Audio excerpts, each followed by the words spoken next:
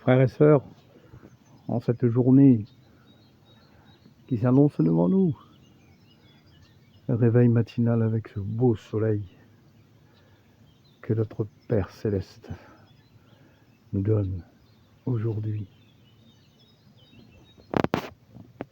Oui, écoutez-moi, écoutez la nature, écoutez ces louanges des oiseaux qui s'adressent à notre Sauveur et Seigneur Jésus-Christ, notre bienfaiteur créateur, frères et sœurs.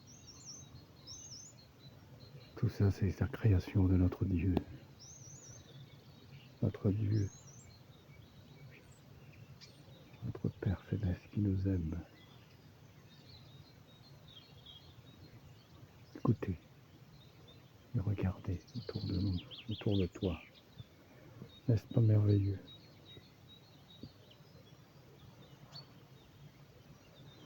Dieu nous a donné tout ça pour que nous le louons, nous le bénissons, nous le rendons grâce en tout temps. C'est beau ce que Dieu nous donne. Il a tout pensé pour nous parce qu'il nous aime. C'était un Dieu d'amour. Et oui, merci mon Dieu pour tout ce que tu mets entre nos mains, Seigneur Jésus, devant nos yeux, pour que nous puissions te louer, te bénir, te glorifier, te rendre grâce, Dieu d'amour, pour tes bienfaits. Oui, Seigneur, en cette journée, nous te remercions pour le souffle de vie que tu mets en nous.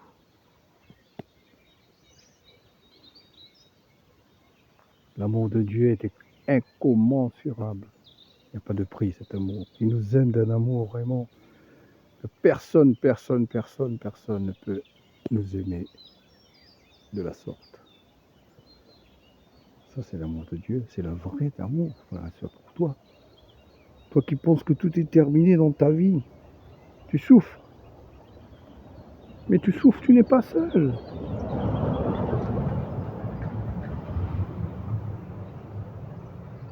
Tu n'es pas seul, frère et sœur. Adresse-toi à Dieu.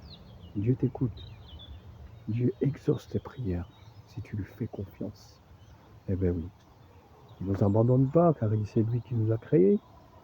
Un père n'abandonne jamais ses enfants. Une mère n'abandonne jamais ses enfants. Tout vient de la création de Dieu. Tout revient à lui. Merci pour tout, mon Jésus. Tu es le chemin, la vérité et la vie.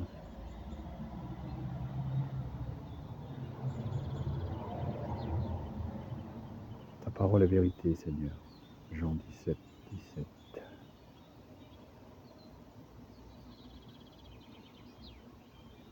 Merveilleux Créateur. Merci.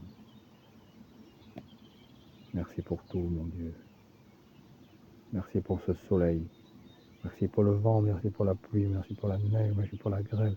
Merci pour les arbres, merci pour les animaux, merci pour les oiseaux, merci pour les insectes, merci pour les plantes, merci pour les fleurs, merci pour les fruits, merci pour les légumes, merci pour cette verdure, Dieu d'amour, Dieu tout-puissant. Merci, merci pour tout, Seigneur. Que ta grâce vienne sur tout un chacun, Jésus. Et que ton avènement arrive sur cette terre, Seigneur, pour que nous fassions ta volonté, pour que nous vivions par toi, avec toi et en toi. Ô Père éternel, tu es bon, tu es grand, tu es miséricordieux, et tu nous aimes.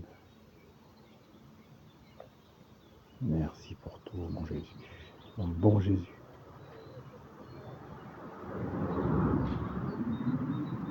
Oui, frères et sœurs, notre Père qui es aux cieux, que ton nom soit sanctifié, que ton règne vienne, que ta volonté soit faite sur la terre comme au ciel. Donne-nous aujourd'hui notre pain de ce jour.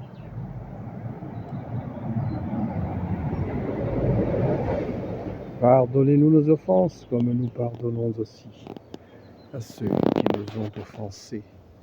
Mais ne nous soumets pas à la tentation, mais délivre-nous du mal. Car c'est à toi qu'appartient le règne, la puissance et la gloire, pour les siècles et les siècles. Amen. Je vous salue Marie, pleine de grâce. Le Seigneur est avec vous. Vous êtes bénie entre toutes les femmes. Jésus, le fruit de vos entrailles, est béni. Sainte Marie, Mère de Dieu, priez pour nous, pauvres pécheurs, maintenant et à l'heure de notre mort. Amen. Gloire au Père, au Fils et au Saint-Esprit, comme il était au commencement, maintenant et toujours, et dans les siècles des siècles. Amen. Ô mon bon Jésus, pardonne nos péchés, préserve-nous du feu de l'enfer, conduis les âmes au ciel, surtout ceux qui ont le plus besoin de ta miséricorde divine. Ave, Ave, Ave Maria, Ave, Ave, Ave Maria.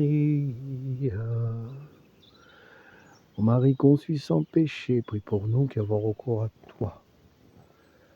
Envoie ton Esprit, Seigneur, et tout sera créé. Tu renouvelleras la face de la terre. Père éternel, toi qui as instruit le cœur de tes fidèles par la lumière du Saint-Esprit, donne-nous par ce même esprit de goûter ce qui est bon et de jouir sans cesse de ces divines consolations. Par Jésus le Christ notre Seigneur. Amen. Amen, frères et sœurs. Amen, amen. Que l'amour, la joie, la paix, l'allégresse, la miséricorde, la protection de Dieu le Père soit avec vous, frères et sœurs. Comme à l'accoutumée, frères et sœurs, je vais vous faire écouter un extrait de l'évangile tel qu'il m'a été révélé de Maria Valtorta. Maria Valtorta, c'est une mystique italienne. Elle a reçu toutes les révélations de Jésus quand il était venu sur terre pendant ces 3 années ministérielles. Elle a reçu toutes les scènes de l'évangile qu'elle raconte d'une façon vraiment phénoménale, en présence de notre Sauveur Jésus-Christ et les apôtres. Donc elle présente la Bible, mais d'une façon vraiment qu'on n'a jamais raconté dans le monde entier. C'est-à-dire Jésus lui a donné toutes les scènes de l'évangile, et elle le raconte avec beaucoup de détails pour nous éclairer encore plus. Parce que c'est Dieu, et il peut tout. Oui, l'extrait que je vais vous faire écouter, c'est un extrait là où Jésus est retrouvé au temple. Même étant gamin, il l'enseignait, parce qu'il est Dieu. Un passage dans Luc 2, 46-49. Il nous raconte quand Jésus est retrouvé au temple. L'extrait qu'on va écouter, c'est cet extrait-là. Dans Luc 2, 46-49. C'est-à-dire au bout de 3 jours, ils le retrouvèrent dans le temple. Tous ceux qui l'entendaient étaient stupéfaits par son intelligence et ses réponses. Sa mère lui dit, « Mon enfant, pourquoi nous as-tu fait cela ?» Et il leur répondit, « Pourquoi me cherchiez-vous? Ne saviez-vous pas que je dois aux affaires de mon Père ?» Luc 2, 46-49, dans l'évangile, la Bible. Alors Maria Valtorta, elle raconte dans l'évangile d'une façon phénoménale. Écoute.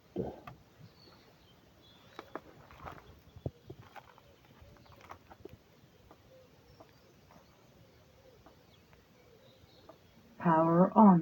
USB playback. Jésus, c'est un adolescent, vêtu d'une tunique qui me semble de lin blanc et lui descend jusqu'aux pieds. Il se drape par-dessus dans une étoffe rectangulaire d'un rouge clair. Il est tête nue, avec des cheveux longs qui lui descendent à moitié des oreilles, plus foncés lorsque je l'ai vu plus petit. C'est un garçon robuste, très grand pour son âge, mais dont le visage est vraiment enfantin. Il me regarde et me sourit en me tendant les mains. Un sourire pourtant qui ressemble déjà à celui que je lui vois adulte, doux et plutôt sérieux. Il est seul, je ne vois rien d'autre en ce moment. Il est appuyé à un petit mur au-dessus d'une ruelle, tout en montée et descente, pierreuse, avec au milieu un creux qui, partant de pluie, se transforme en ruisseau. Pour l'heure, il est à sec, car la journée est belle. Il me semble de m'approcher aussi du muret et de regarder alentour et en bas, comme fait Jésus. Je vois un groupe de maisons rassemblées sans alignement. Il y a bien de hautes, de basses et orientées dans tous les sens. Cela ressemble, la comparaison est pauvre mais assez juste, à une poignée de cailloux blancs jetés sur un terrain sombre. Les rues et ruelles apparaissent comme des veines au milieu de cette blancheur. Ça et là, des arbres sortent d'entre les murs. Beaucoup sont en fleurs et beaucoup couverts de feuilles nouvelles. Ce doit être le printemps. À gauche, par rapport à moi qui regarde, il y a une grande agglomération disposée sur 3 rangées de terrasses couvertes de bâtiments, et puis des tours, des cours et des portiques, au centre desquels se dresse un bâtiment plus haut, majestueux, très riche, à coupole ronde qui brille au soleil comme si elles étaient couvertes de métal, cuivre ou or. Le tout est entouré d'une muraille crénelée, de créneaux à la façon de M, comme si c'était une forteresse. Une tour plus haute que les autres, à cheval sur une rue plutôt étroite et qui est en saillie, domine nettement cette vaste agglomération. On dirait une sentinelle sévère. Jésus regarde fixement cet endroit, puis il se retourne, appuyant de nouveau le dos au muret, comme il était d'abord, puis il regarde un petit monticule qui est en face de l'agglomération, un monticule couvert de maisons jusqu'à la base et ensuite dénudé. Je vois qu'une rue se termine là, avec un arceau au-delà duquel il n'y a plus qu'une rue pavée de pierres quadrangulaires, irrégulières et mal assemblées. Elles ne sont pas exagérément grandes comme les pierres des routes consulaires romaines. Elles ressemblent plutôt aux pierres classiques des vieux trottoirs de Viareggio, je ne sais s'ils existent encore, mais mal assemblées. Une mauvaise route. Le visage de Jésus de Power Off. Oui, frères et sœurs, alors là, c'est la scène qu'elle décrit, Maria Valtorta. C'est-à-dire, elle décrit les alentours du temple. Donc, elle décrit vraiment d'une façon phénoménale. Voilà, donc c'est juste pour vous dire que elle décrit tout ce qu'elle voit, mais en temps réel, ce qui est fabuleux. Fabuleux, fabuleux. L'œuvre que Dieu nous a donnée. Merci, mon Dieu d'amour, pour cette œuvre. Nous te louons, nous te bénissons, nous te rendons grâce, Dieu. Alors, frères et sœurs, si toi qui veux connaître Jésus, penche-toi sur l'œuvre de l'Évangile tel qu'il m'a été révélé. Si toi qui veux aimer Jésus encore plus, penche-toi sur l'œuvre et tu ne seras pas déçu. Oui. Maria Valtorta, l'Évangile tel qu'il m'a été révélé. Lisez cette œuvre et faites-la lire. Ne la cédez pas. C'est Dieu qui nous a dit ça. Frères et sœurs, en cette journée ensoleillée, soyez abondamment bénis dans toutes vos actions. Amen.